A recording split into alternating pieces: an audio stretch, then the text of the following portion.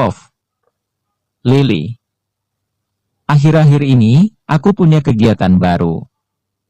Setiap bangun tidur, barang yang paling aku cari adalah ponsel. Iya, ponsel. Kemarin-kemarin ponselku tidak begitu sibuk, karena akunku belum seramai ini. Ponsel lebih sering terpakai untuk urusan pekerjaan. Urusan syuting, dan urusan pekerjaan sampingan yang masih kurahasiakan. Tapi akhir-akhir ini, semenjak aku sering memunculkan wajah aktor tampan itu, sekarang hampir semua akun media sosialku, followernya naik drastis. Aku sampai kewalahan, menangani sendiri. Mungkin besok-besok aku akan membutuhkan 2 orang admin sekaligus, khusus untuk menangani akun media sosialku. Hanya admin saja. Aku tidak butuh editor seperti Malik, karena semua video yang kuunggah adalah video yang sudah jadi, dan siap tayang. Perempuan itu, akan aku kalahkan. Lihat saja. Pagi ini, begitu membuka mata, aku langsung memeriksa ponselku, berharap unggahanku akan trending, seperti hari-hari sebelumnya. Followerku naik, cuanku bertambah, tawaran endorse juga berlimpah. Bukankah video yang kuunggah kemarin, adalah video paling romantis, yang pernah ada? Tentunya, nasibnya akan lebih baik lagi, daripada video-video yang sebelumnya. Aku yakin, itu. Mulai sekarang aku akan berlari semakin di depan, mengalahkan perempuan itu. Namun ternyata lain harapan, lain pula kenyataan yang kudapati. Aku justru dibuat tercengang, mendapati kenyataan yang begitu mengecewakan. Begitu menyakitkan mata. Kenyataan yang mematahkan hati. Ternyata unggahan perempuan itu, berada jauh di atasku. Dan objeknya pun sama. Malik. Videonya juga hampir sama. Hanya saja, mereka main keroyokan. Hingga akhirnya aku pun tidak sadarkan diri, karena tidak kuat menanggung kemesraan yang mereka suguhkan. Ditambah lagi kalimat yang diucapkan oleh seseorang yang kukira sebagai kakaknya perempuan itu. Ucapannya seperti mengandung ancaman yang membuat nyaliku kian menciut. Jangan-jangan dia sudah tahu, bahwa akulah dalang di balik pengintaian rumah Malik, seminggu yang lalu? Gawat, aku bisa masuk bui, jika seperti itu ceritanya. Aku dibangunkan oleh bau minyak aromaterapi, masih dengan rasa perih yang menyayat hati. Membuka mata, dengan hati yang lara tiada terkira. Aku merasa tidak kuat lagi, melanjutkan hidup ini. Ingatanku langsung melayang, pada ponsel yang terlepas dari genggaman. Ternyata pingsanku hanya sebentar saja. Non Lily, kenapa pingsan? Saya sampai panik. Mana kita di rumah cuma berdua, lagi, ucap pembantuku. Ya, hari ini memang kami cuma berdua saja. Papaku lembur, sedang mamaku tidak pulang, entah kemana. Mungkin dia menginap di rumah teman sosialitanya. Jawab, Non, jangan bengong. Saya jadi takut terjadi apa-apa sama Non Lily, ucapnya lagi, sambil menepuk kedua pipiku dengan pelan. Sudah, aku tidak apa-apa. Kamu jangan khawatir. Nanti kamu kerjain lagi itu, akun yang kemarin. Tapi ingat, jangan bawa-bawa namaku. Aku mengingatkan pembantuku itu. Jangan sampai, nanti terjadi masalah, dan dia menyeretku. Terus terang saja, aku masih belum puas mengerjainya. Mengerjai di dunia maya, kurasa adalah tindakan yang paling tepat saat ini. Karena jika aku ingin mengerjai di dunia nyata, aku takut dengan ancaman kakaknya. Di dunia maya, bisa lebih aman. Kami memakai akun palsu yang sulit untuk dilacak. Selain pembantuku, aku juga memakai jasa orang profesional. Mengerti, kan? Jika sampai terjadi apa-apa, jangan bawa-bawa namaku, tegasku. Siap, Non. Tapi temanku yang punya robot, minta tambahan bayaran. Dia bilang, pekerjaannya yang sekarang lebih berat. Jika Non Lily tidak sanggup membayar lebih, katanya suruh cari orang lain saja. Bagaimana? Mau lanjut apa sampai di sini? Lagi-lagi dia membahas soal uang. Dasar pembantu mata duitan. Tampangnya saja lugu, dan dananya kampungan, ternyata mata duitan juga. Oke, tidak masalah. Tapi sekali lagi, kalian harus bekerja dengan rapi. Jangan sampai mereka mencurigai aku. Aku tidak mau tahu. Sekali lagi kutekankan. Jika terjadi sesuatu, jangan libatkan aku. Aku tidak mau tahu. Silahkan kalian masuk penjara sendiri. Jangan seret namaku. Tapi dia minta 2 kali lipat, Non, lanjutnya. Tidak masalah, jawabku. Aku tidak ingin berdebat lagi. Kuiyakan saja permintaannya, yang penting semuanya berjalan lancar, dan aku tidak perlu mengotori tanganku. Uang mudah dicari. Selain syuting, aku juga punya pekerjaan sampingan, yang hasilnya jauh lebih besar, dan kerjanya juga jauh lebih enak. Saat ini juga, aku kembali memeriksa benda pipih yang ada dalam genggamanku. Ternyata ada sebuah pesan yang sangat mengejutkan. Kejutan yang membahagiakan, di mana ada tawaran yang sangat menggiurkan, jika aku bisa membuat Malik menikahiku. Tapi kenapa perusahaan itu justru menghubungiku, bukan langsung menghubungi Malik atau manajernya? Aku pun segera menghubungi Malik, menyampaikan pesan itu. Namun sayang, tidak diangkatnya. Akhirnya aku pun memutuskan untuk mengirimkan chat. Semoga saja Malik tergoda hatinya, dengan bujukan yang mereka tawarkan. Itu artinya, aku akan mendapatkan keuntungan yang berlipat. Mendapatkan suami yang kuidamkan, dan mendapatkan kemewahan yang kudambakan. Akan menjadi begitu sempurna, hidupku nantinya. Namun sayang, pesanku hanya dibacanya saja. Satu kata pun dia sama sekali tidak membalasnya. Padahal jika dipikir-pikir, ini adalah kesempatan yang sangat bagus. Aku harus membuat rencana. Ya, aku harus bergerak cepat, agar Malik mau menikahiku. Setidaknya, aku harus menjebaknya, untuk memudahkan langkahku selanjutnya. Aku pun segera menghubungi pamanku yang selalu membelaku itu. Om, aku lagi gak enak badan. Tolong dong, nanti suruh Malik jemput aku. Ingat, ya. Malik, bukan yang lain. Jangan bawa teman, suruh dia sendiri yang datang. Kalau bawa teman, aku gak mau. Aku berbicara to the point, pada pamanku itu. Aku tidak perlu malu. Hahaha, oke. Om ngerti, apa yang ada di kepala kau. Baiklah, nanti akan Om sampaikan sama Malik. Om Edo tertawa terbahak, kemudian tawanya terhenti begitu saja, seiring dengan ponsel yang kumatikan sambungannya. Benar saja, tidak lama kemudian, Om Edo sudah menelponku, bahwa Malik sudah ada dalam perjalanan menuju rumahku. Lily, Malik sudah on the way. Kamu siap-siap. Sebentar lagi dia sampai, ucap Om Edo lewat telepon. Oke, Om. Jangan khawatir.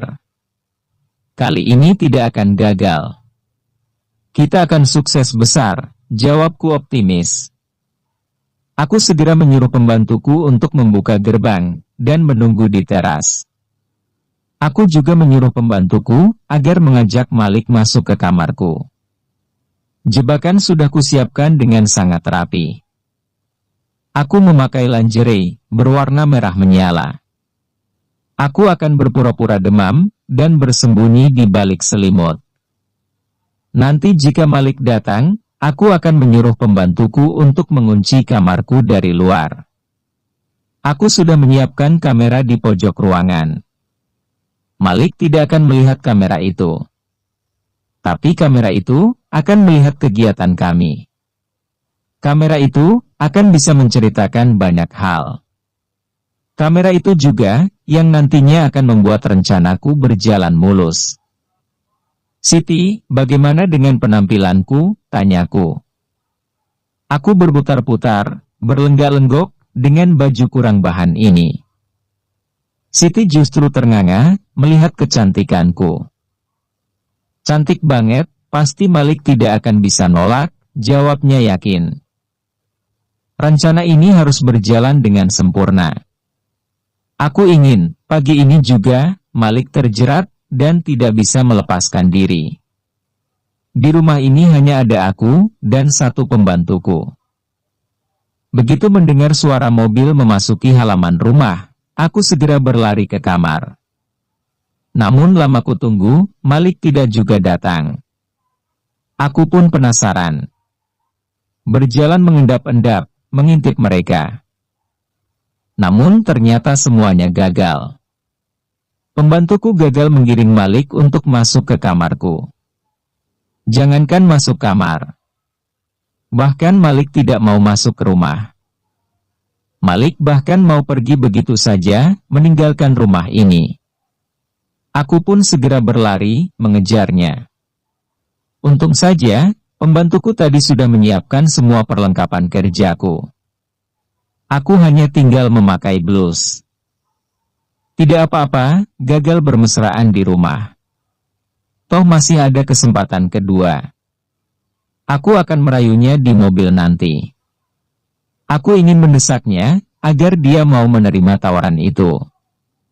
Aku akan mengganggunya di sepanjang jalan. Akan aku tunjukkan keahlianku, sampai dia tidak mampu untuk menolaknya. Namun lagi-lagi, aku gagal. Gagal total. Kenapa dunia ini seolah sama sekali tidak berpihak kepadaku? Ternyata Malik tidak sendirian. Dia membawa serta model abal-abal itu. Bahkan mereka berani bermesraan di depanku. Dadaku serasa sesak, perutku serasa mual. Ingin rasanya kumuntahkan segala bentuk caci maki. Ingin rasanya aku meludahi mereka. Namun aku sadar, di sini kami hanya bertiga. Malik tentu tidak akan tinggal diam, jika aku menyerang perempuan itu.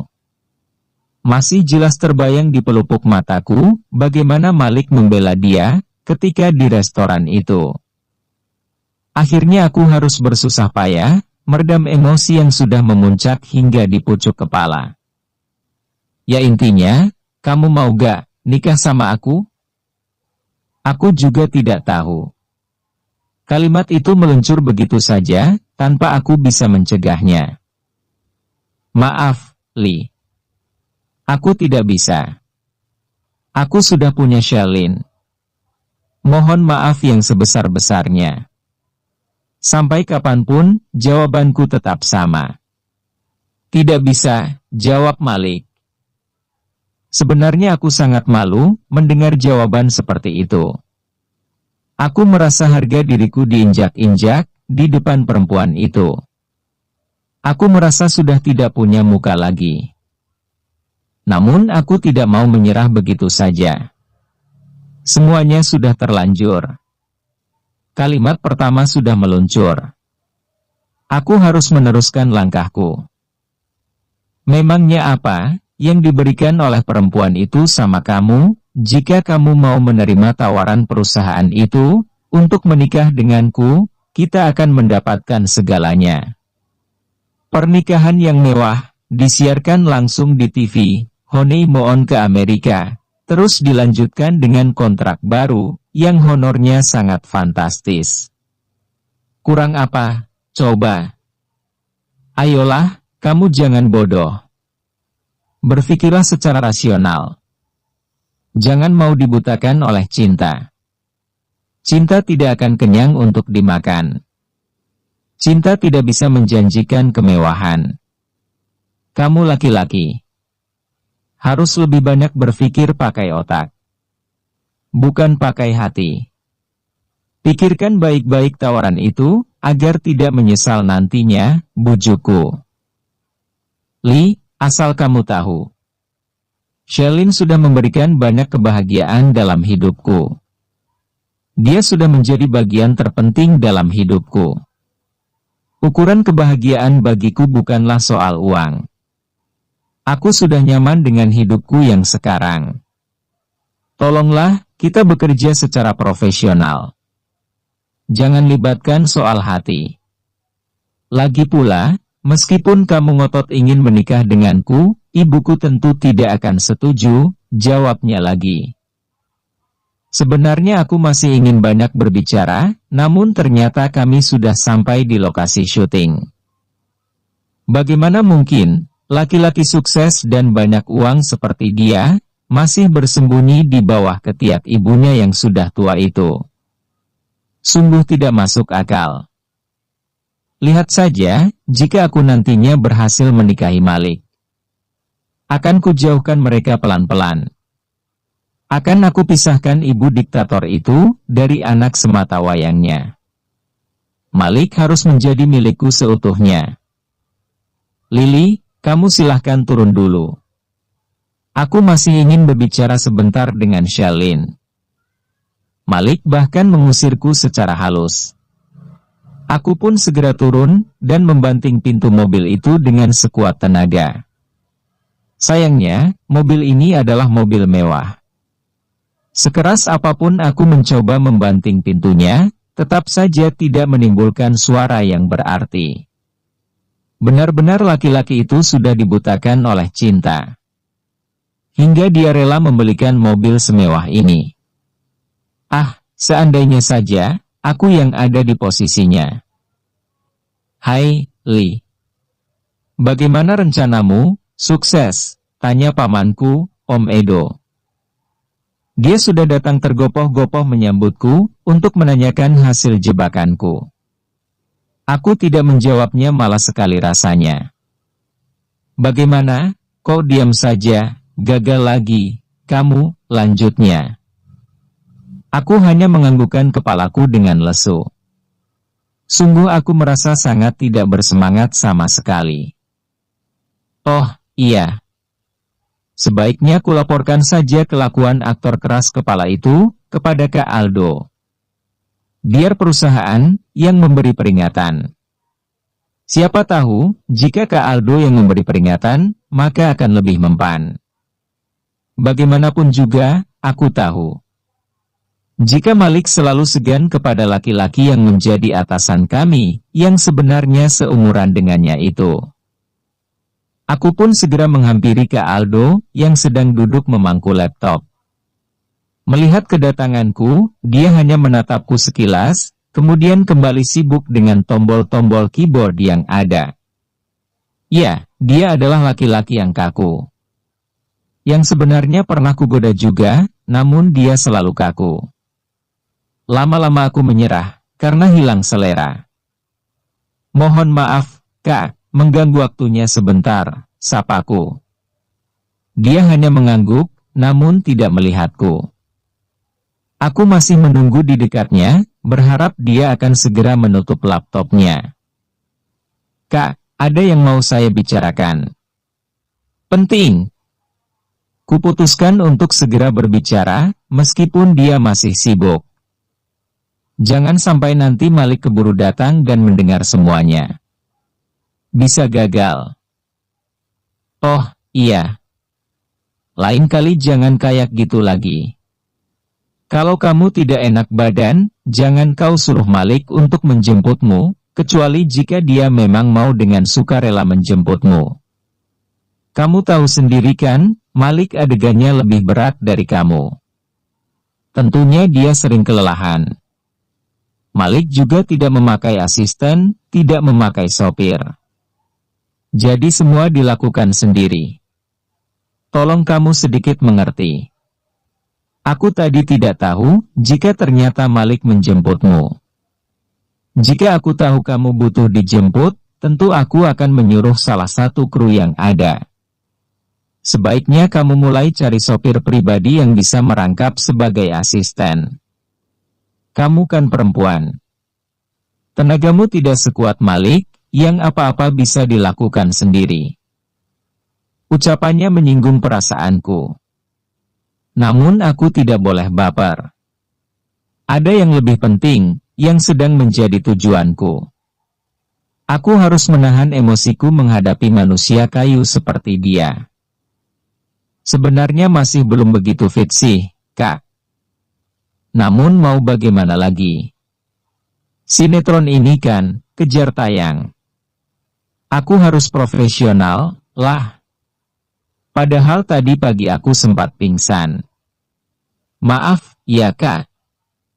Jika aku merepotkan. Aku juga sebenarnya terpaksa minta dijemput. Karena aku takut pingsan lagi di jalan. Kan, bahaya. Aku berharap Kak Aldo akan bersimpati terhadapku. Sehingga nantinya aku akan menjadi lebih mudah untuk menghasutnya. Pingsan kenapa, memangnya? Tanya Kak Aldo. Ya bagaimana tidak pingsan? Aku berusaha mati-matian mempromosikan sinetron kita. Semua akun media sosialku penuh dengan promosi sinetron. Malah tadi pagi, justru perempuan itu merusak segalanya. Aku kan syok, sampai pingsan. Untung masih bisa bangun. Aku memasang wajah pura-pura sedih. Bukan pura-pura. Sebenarnya aku memanglah merasa sedih. Perempuan yang mana, pemain figuran, maksud kamu? Tanya Kak Aldo. Bukan. Maksud aku perempuan yang mengaku sebagai pacarnya Malik itu. Aku pun memberikan ponselku kepada Kak Aldo. Kak Aldo menatap aplikasi berwarna merah, dengan logo anak panah. Wah, aku gak ngerti, ini durasi videonya panjang, kayaknya. Kalau dipercepat, atau aku lihat endingnya saja, aku takut nanti justru salah menilainya. Sepertinya aku harus melihat semuanya, dari awal hingga akhir. Mendingan kamu ke sana dulu saja. Ini ponsel kamu. Kamu syuting saja dulu. Nanti aku nonton YouTube-nya kalau pas senggang, pakai ponsel aku. Kak Aldo berdiri, meninggalkan aku, dan membawa pergi laptopnya. Aku pun menuruti perintahnya. Berjalan, menuju lokasi syuting. Ternyata syuting sudah dimulai, dengan mengambil adegan para pemain figuran. Malik juga ternyata sudah ada di situ. Mobil perempuan itu sudah tidak ada. Itu artinya dia sudah pergi. Tidak lama kemudian, giliran aku dan Malik, yang harus beradegan. Adegan yang cukup sulit menurutku. Karena adegan hari ini lebih banyak berisi tentang pertengkaran. Namun tidak kusangka, ternyata aku bisa memerankannya dengan baik, dalam sekali akting. Ternyata suasana hatiku yang sedang tidak baik, justru memudahkan aku untuk berakting seperti ini. Sehingga lewat tengah hari pun syuting sudah hampir selesai, tinggal sedikit lagi. Bagus, Lee. Kamu makin top. Akting kamu sudah lebih matang. Bakalan makin cocok kalian. Sudah bisa ditebak, piala bergengsi seminggu lagi. Pasti kalianlah pemenangnya, teriak Om Edo. Dia tidak tahu, bahwa hari ini akting marah-marahku bisa terlihat begitu nyata, karena memang ada sisi hatiku yang sedang bergejolak. Aku memang sedang benar-benar kesal, setelah kesialan demi kesialan menimpa bertubi-tubi di pagi ini. Bahkan jika pagi ini ada adegan amuk-mengamuk, tentu aku akan bisa memerankan dengan sempurna. Siap-siap saja. Kalian menjadi pasangan raja dan ratu sinetron. Pasangan terfavorit di tahun ini. Kita borong semua pialanya. Demi mendengar kata piala pun aku menjadi bersemangat. Tidak bisa dibayangkan, jika nantinya aku dinobatkan sebagai artis terfavorit, dan Malik sebagai aktor terfavorit. Bahkan aku merencanakan nama-nama siapa saja yang akan kusebut di atas panggung, nantinya. Semoga saat itu terjadi, hubunganku dengan Malik sudah menemui titik cerah. Aku tidak peduli, meskipun Malik terang-terangan bilang bahwa dia sudah punya perempuan itu. Jangankan baru berpacaran. Meskipun mereka sudah menikah pun, aku tidak akan mundur. Aku tidak akan peduli dengan sebutan pelakor. Oke, Malik sama Lily bisa break dulu. Adegan kalian, dilanjutkan 1 jam lagi.